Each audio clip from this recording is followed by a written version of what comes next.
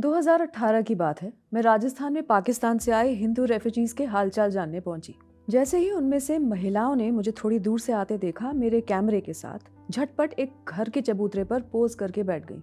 दीदी देखो, हमने आपसे कहा था तब कि हम साड़ी पहनकर सुंदर लगेंगे।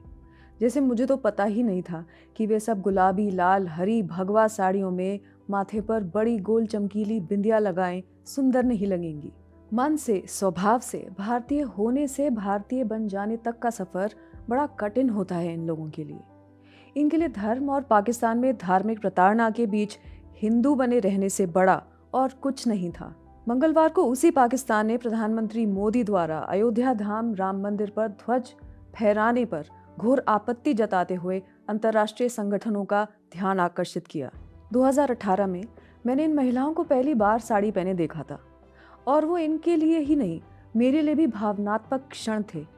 इससे काफ़ी महीनों पहले जब वो मुझे एक और अन्य जगह मिली तो लहंगा चुनरी पोशाक में मिली थी, और उस समय उन्होंने मुझे बताया था कि वो साड़ी पहनना चाहती हैं, लेकिन उन्हें हमेशा एक डर सा लगा रहता है।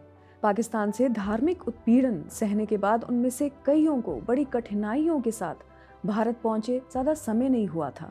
They said they are finally home, but there is something that stops them from the full expression of Hindu living.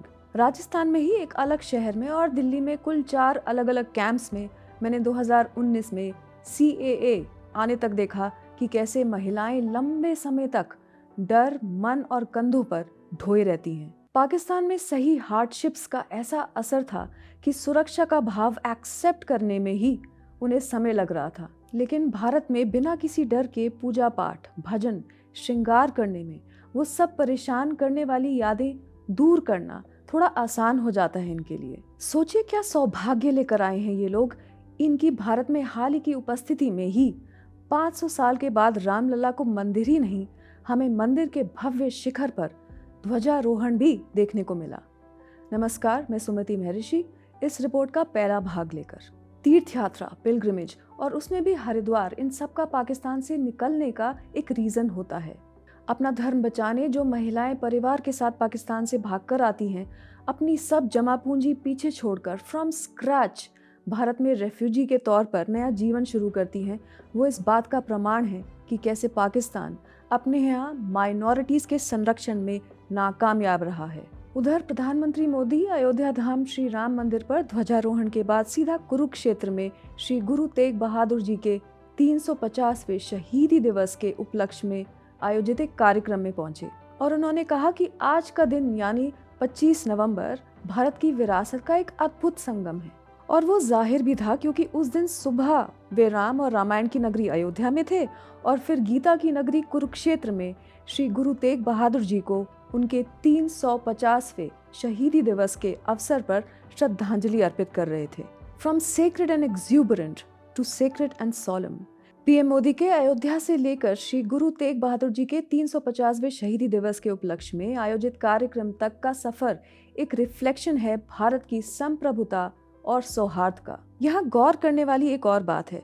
PM Modi ने 5-6 साल पहले घटित एक अद्भुत संयोग को याद करते हुए बताया कि 9 नवंबर 2019 को जब सुप्रीम कोर्ट ने राम मंदिर पर अपना फैसला सुनाया, वे करतारपुर कॉरिडोर के उद्घाटन के लिए डेरा बाबा नानक में थे। प्रधानमंत्री ने कहा कि उस दिन वे राम मंदिर निर्माण का मार्ग प्रशस्त करने और करोड़ों राम भक्तों की आकांक्षाओं की पूर्ति के लिए प्रार्थना कर रहे थे। प्रार्थनाएं उसी दिन राम मंदिर के पक्ष में फैसला सुनाकर स्वीकार कर ली गईं।